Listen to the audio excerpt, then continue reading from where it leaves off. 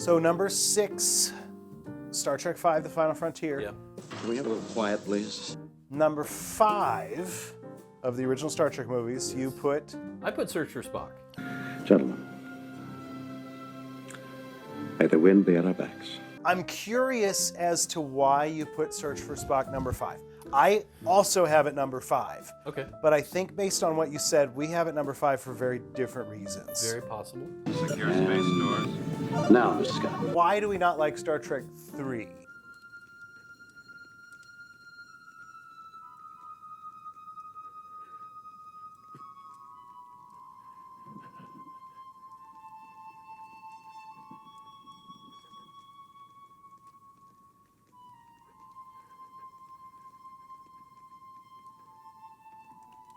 Like, you do have a little bit of Leonard Nimoy, but there's a lot of not having Leonard Nimoy. I also feel like the plot itself is fairly ham-fisted. It does feel like a recovery. They wrote themselves into a corner with Wrath of Khan killing off Spock, and now they've got to write themselves out, and it shows. I think it feels like it doesn't hang together super well. The Star Trek 3, so you don't like it. I don't hate it. You just find it... Yeah, I find it's also, in my mind, it's the least funny.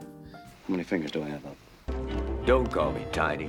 Don't get in the closet. Secure space doors. Now, Mr. Scott. Sir?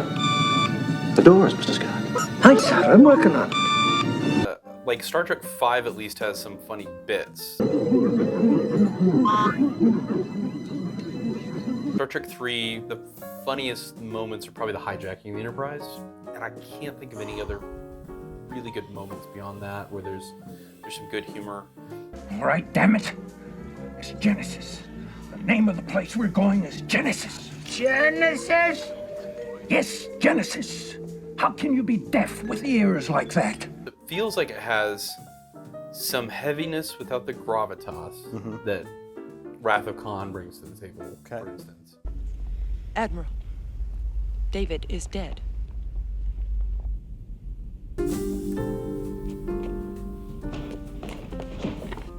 And so it ends up, in my mind, not being a terrible movie, but a flatter movie. To expect one to order poison on a bar is not logical. I like Star Trek 3. Yeah. I enjoy it. It almost hurts me that I rank it number 5. What I have done, I had to do. The biggest problem for me with 3 is that the third act is overly long.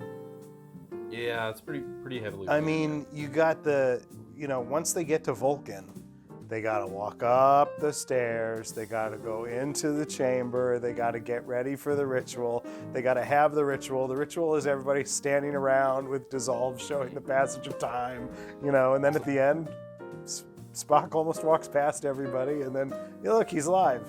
For me, it's too long of a denouement. Yeah. It's an extended denouement. You gotta have some drama at that ending.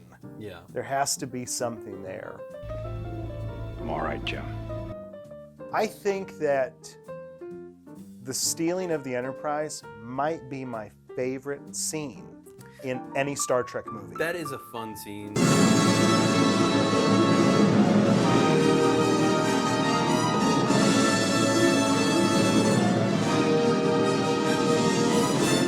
Sir, Commander Starfleet on emergency channel. He orders you to surrender this vessel. For sure. And I think that, this kind of gravitas that you're talking about, it has its moments of that, but it doesn't stick. That's the issue, is that, when Kirk's stealing the Enterprise, I love the moment right before they go to warp, and the captain says, he's not a bad guy, right? He says, Kirk, you do this, you'll never sit in a captain's chair again. Kirk, you do this, you'll never sit in the captain's chair again. Warp speed. It's a moment where, Kirk has disobeyed orders, Right. but not like this. This is going to be that thing where he will not be allowed to do it. But the problem is that's resolved at the end of the 4th movie. Conspiracy, assault on Federation officers, theft of Federation property, namely the Starship Enterprise, sabotage of the USS Excelsior.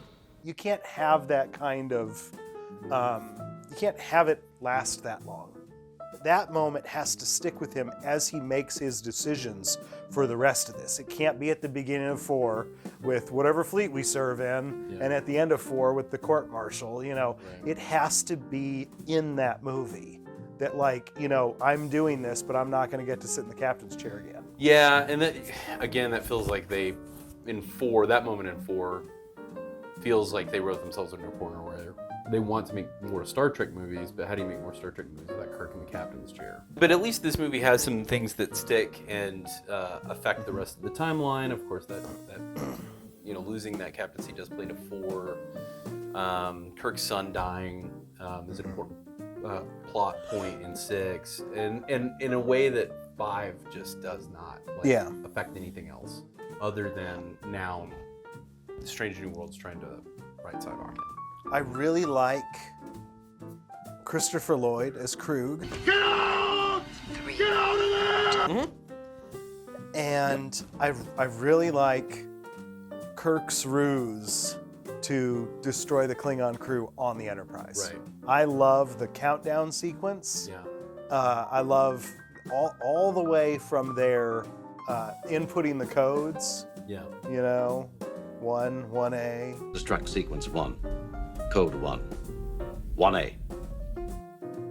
I was thinking about that a little bit watching Wrath of Khan, which, you know, we'll talk about that much later, right? But Wrath of Khan, you get the inverse. You get Kirk loses Spock, but he gains his son. Yeah. And that's kind of the beauty of Wrath of Khan. And the Enterprise is but this is different. That's not a theme, right? That, you know, in Wrath of Khan, that's a theme. Yeah. In Star Trek 3, that's them trying to put weight on how important Spock is. At what cost? Your ship, your son. And I don't know that, and Kirk doesn't like sacrifice his son. No, that's true. You know, in the way that Spock sacrificed himself. Like David sacrifices himself. That's true. He attacks the Klingon. It's David's sacrifice, but it doesn't have that. It all moves too quick to have that weight. Yeah, and it doesn't accomplish much other than creating some pathos for Kirk. Well, like, and we know that maybe saving Savick. And we know that Kirk and David have had like one talk. Yeah. You know, first the Oedipal moment where Kirk and David try to kill each other, and then they hug in the other Oedipal moment where they hug. All right, so Star Trek 3, you know, number 5.